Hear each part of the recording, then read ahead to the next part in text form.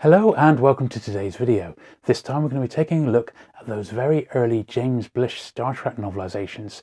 So in the early years of Star Trek back in 1967, James Blish adapted between 5 and 8 or so episodes per paperback of original classic Star Trek scripts. So they're absolutely fantastic. They sold by the million, and there's 12 books in the series for us to have a look at, as well as a couple of standalone novels as well. So sit back, relax, and let's get to it.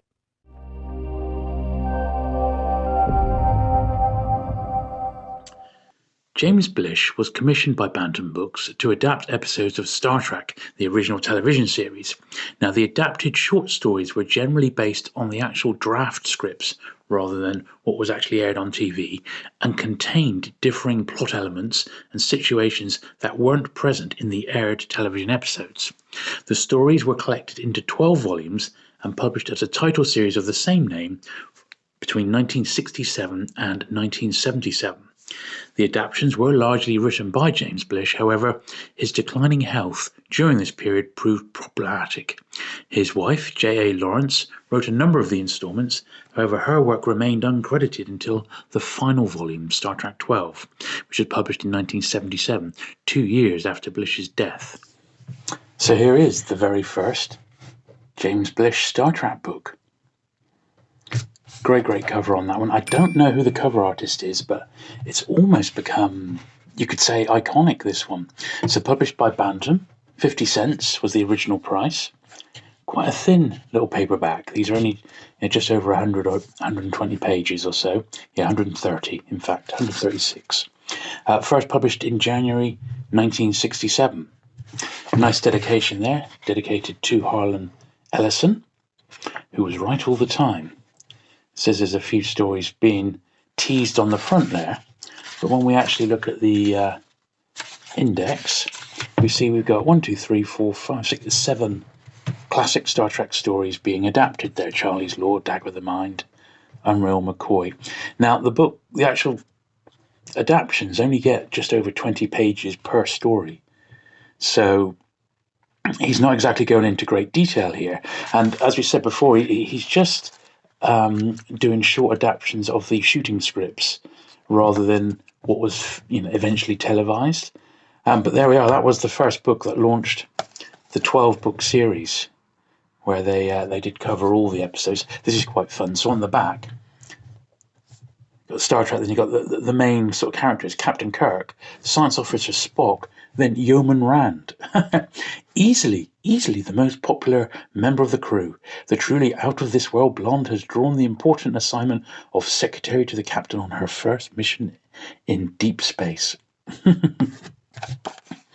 Well, there we are. So that's the very first one. Then book number 2, they introduced this little sort of picture on the front, which, I don't know, maybe they didn't have time to commission some brand new artwork. Possibly, I don't know what the reason was behind it, but this second volume was February 68. So they had a bit of time to prepare, didn't they?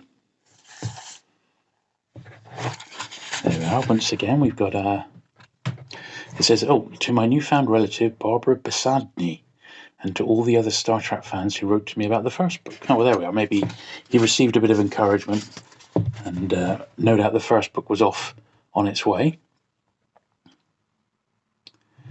9 classic episodes being adapted in this one, including my favourite, The City on the Edge of Forever. Space Seed is in there as well, another great one. And you see, under the original story adaptation, he has got the original scriptwriter just getting some credit there, because he probably was a little bit embarrassed, James Blish. He was a accomplished science fiction writer in his own right, but he was basically just adapting these scripts, and he didn't actually come up with the ideas or write them himself. But there we are. That's book number 2. So book number 3 then is another one with a picture cover, and as you'll see on this one's actually got a little 3 shillings and 6pence sticker on over where the original 50 cents would have been. And that's because this one actually made it to the UK in its first edition. It's a bit of a beaten up copy because it was a local one. April 69, this one.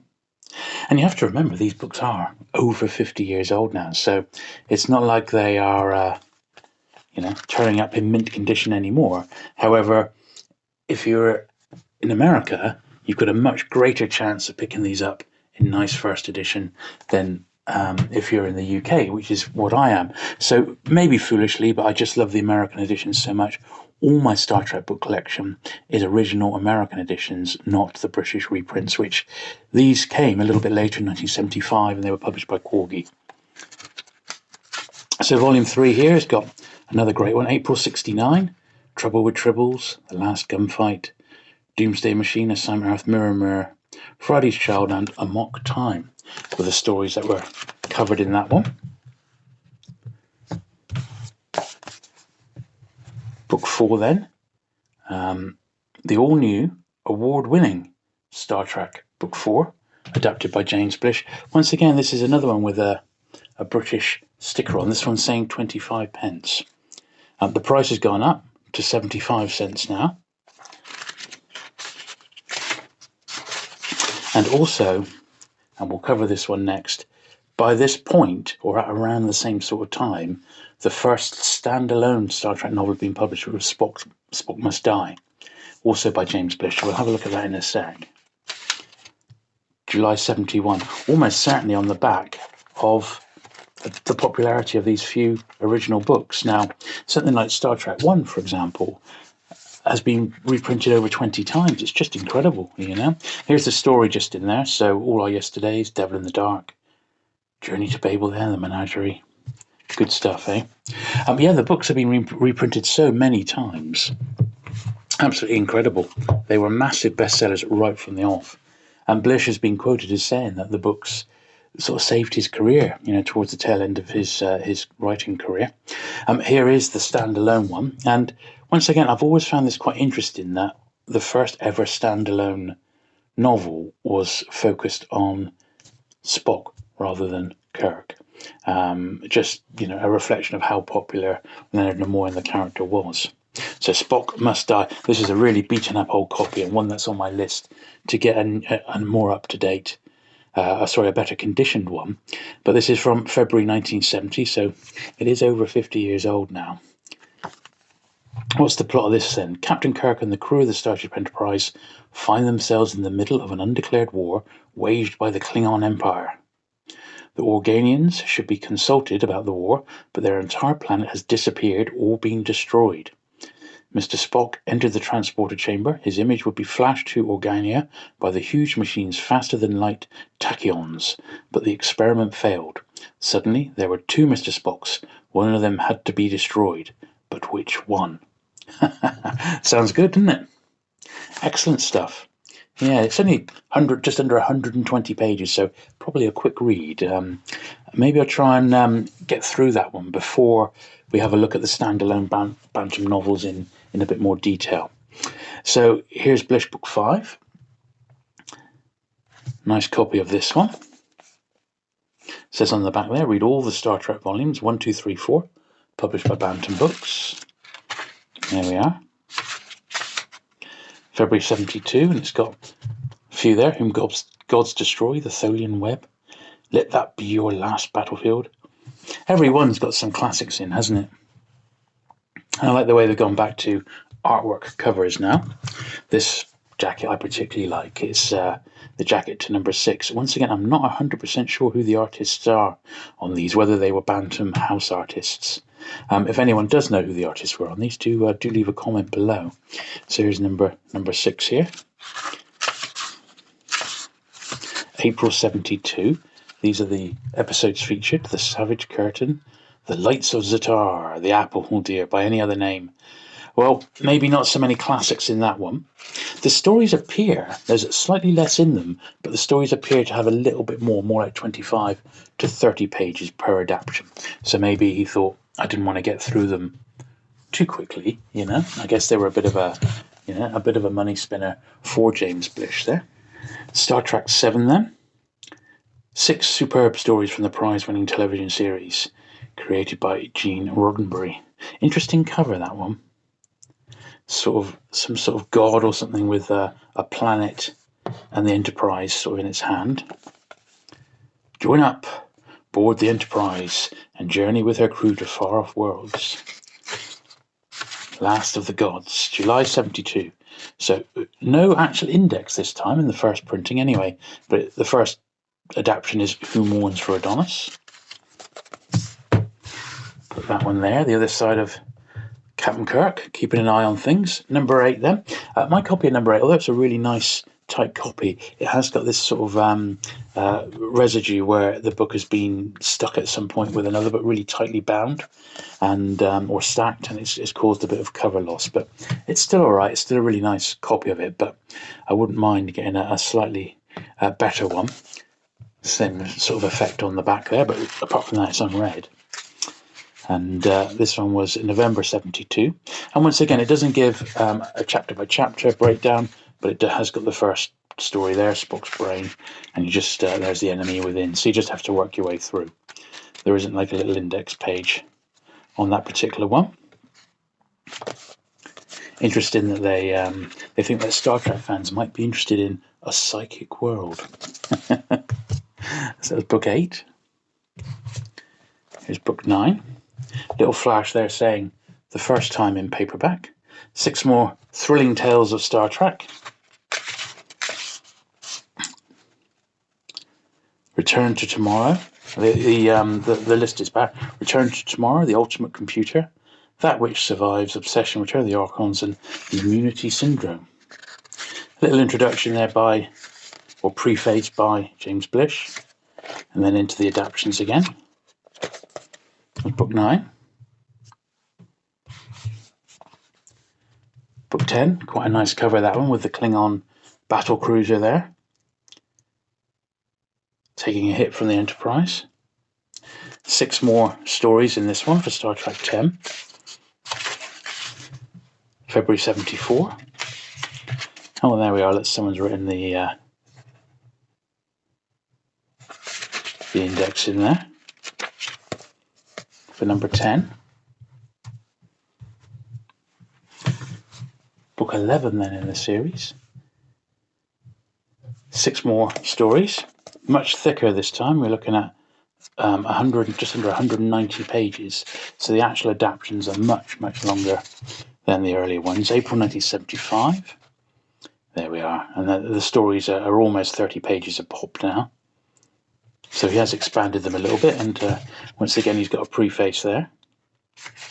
Don't forget, by this time James Blish was quite ill, and a lot of the stories were being finished off by his wife J.A. Lawrence. And then that was the last one published while Blish was alive.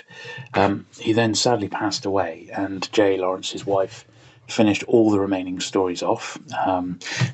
Blish had already sort of penciled them all out, so it was a pretty easy job to do.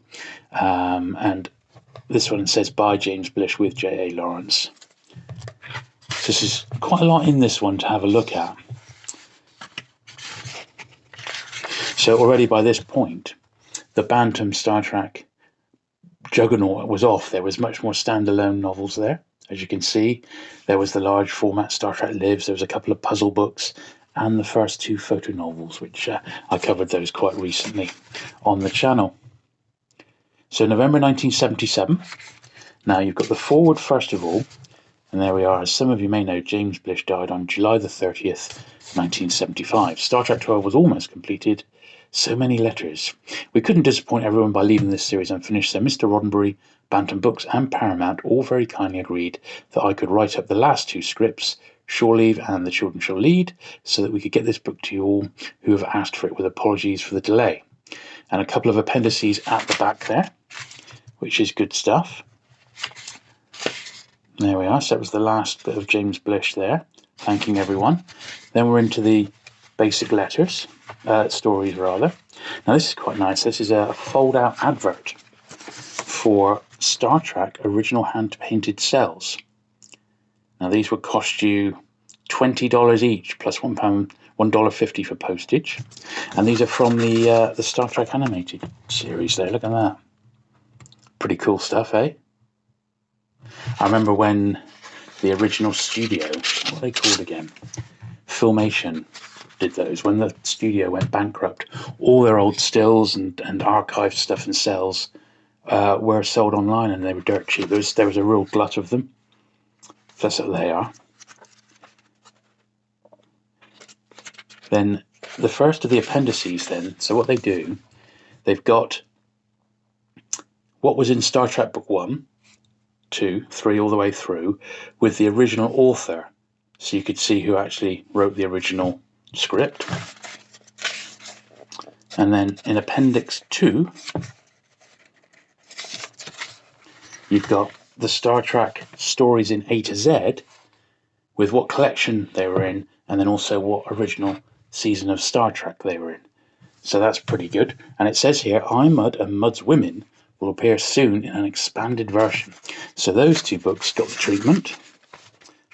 And there we are, a little order form there. So then that does bring us to the very last book. So this was going to be written by Blish, but his wife finished them off. And that's the Mud's Angels books, or adapted as Mud's Angels. It's the 2 episodes there, absolutely beautiful cover. Parkin, it looks like, is the cover artist. There we are on the back, 11 million Star Trek books in print. Amazing, eh? And then May 1978, a little introduction again. This book comprises the 14th and last of the 3 seasons presentations of the live Star Trek series. There we are.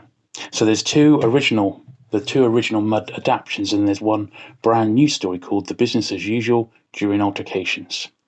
And that was written by J.A. Lawrence. So all 3 are in this one book here, and that sort of wraps up